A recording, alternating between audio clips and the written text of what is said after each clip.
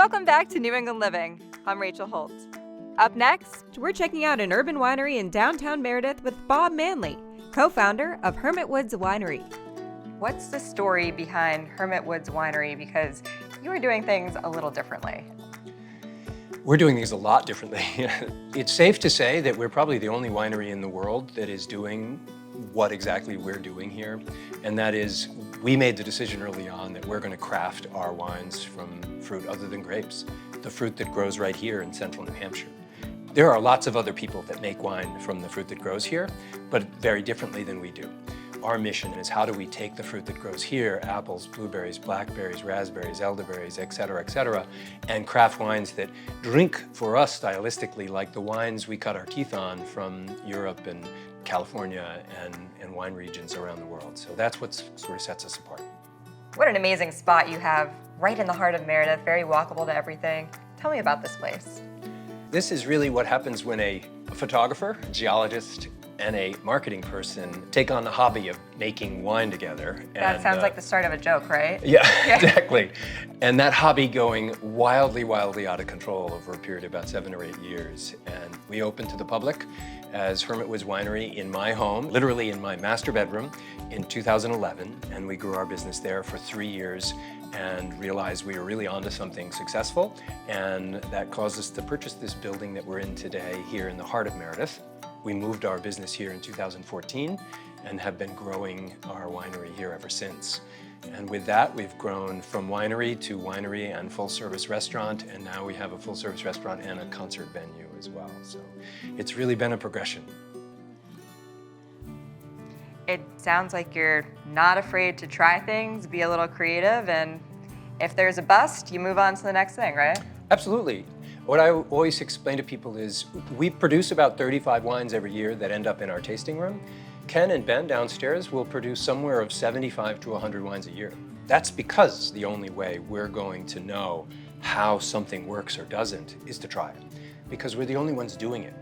We can't Google it. We can't look it up in a recipe book. We can't call a neighboring winery and say, how did you find this? How did you find that? The only way can determine those things is by making the wine and tasting it. And really what you're doing too is you're helping the local community. You're looking at local musicians, local farmers. How are you working together with the area? This has been a core principle of ours since we founded our business. We really wanted to be about local. All of our wines are made from local fruit. Grapes don't grow well in New Hampshire. We wanted to work with fruit that was about New Hampshire and make Hermit Woods about here.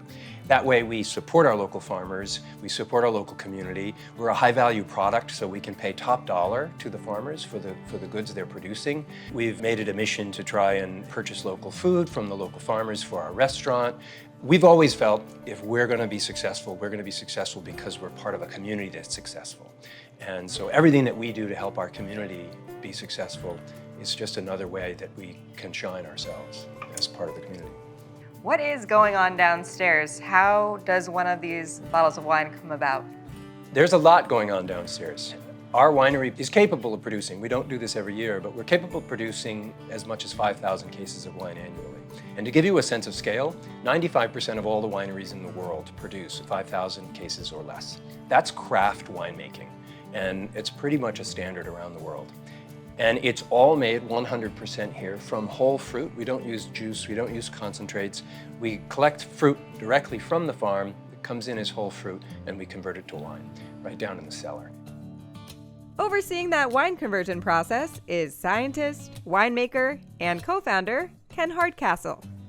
We're downstairs here at the winery, and this is where all the winemaking happens. This is where you're constantly testing, tasting, trying new things. How is your process unique? Yeah, it's a wonderful place to be. This is one of my happy places for sure. We do something different than classic winemaking here, although we follow a lot of the steps that classic winemakers have already shown work really well with classic wine grapes like Cabernet or Chardonnay. We live in an environment where those grapes won't grow well. The best wines come from regions where those grapes grow well, not New Hampshire. However, New Hampshire grows a whole bunch of really good stuff. You can hike a hill and find blueberries. You can walk along an old country lane and find apples. Those fruits when handled in a certain way, can make wine that tastes like wine made from classic wine grapes. And that's what we do here. So I make a grape in my mind out of the various fruits, vegetables, flowers, sources of sugar that I can use and combine to affect what a single grape like Pinot Noir might bring to the glass. So that's our focus, work with really high quality local ingredients.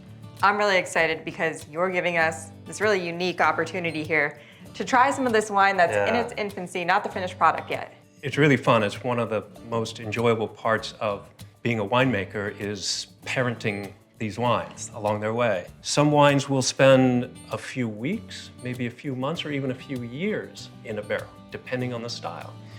And it's sort of like cooking food. You want to cook something for a while. You may want to simmer it down to concentrate the flavors.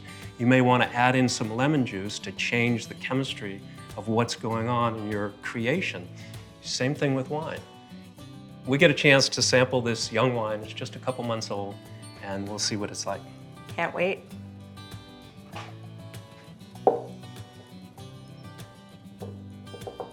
As far as ambiance for wine drinking, right next to the barrel down here, doesn't get too much better than that.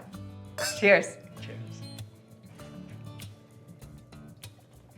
What a cool experience. Thanks for showing us how it's done. Sure.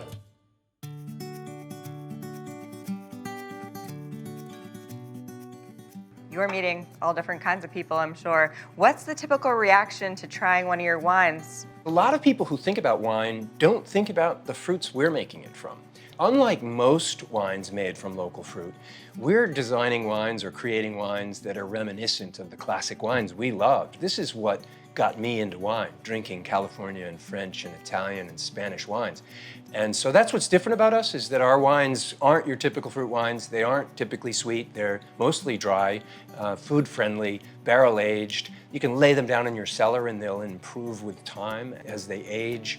So they're very reminiscent of classic wines. So if I can get some of these people in the door and to taste my wine, 99 out of 100 times, I'm gonna win them over. And that's a wonderful feeling. It's a really wonderful feeling. Let's take one of your most popular wines, for instance, Red Scare here. What goes into this? This is a wine, it's actually officially a mead. So its base is honey. In order to be a mead, it has to be 50% honey. And it's then crafted with blueberries, blackberries, and raspberries. The fruit and the honey are fermented together. It's aged in French oak for 10 to 14 months, and then aged for an additional 10 months in stainless steel before we bottle it bone dry. It has a delicious flavor to this, and I mean this as a compliment. I would never know that this is a fruit wine. And that's perfectly acceptable. It's about a wine. It's not about a fruit wine, it's about being a wine.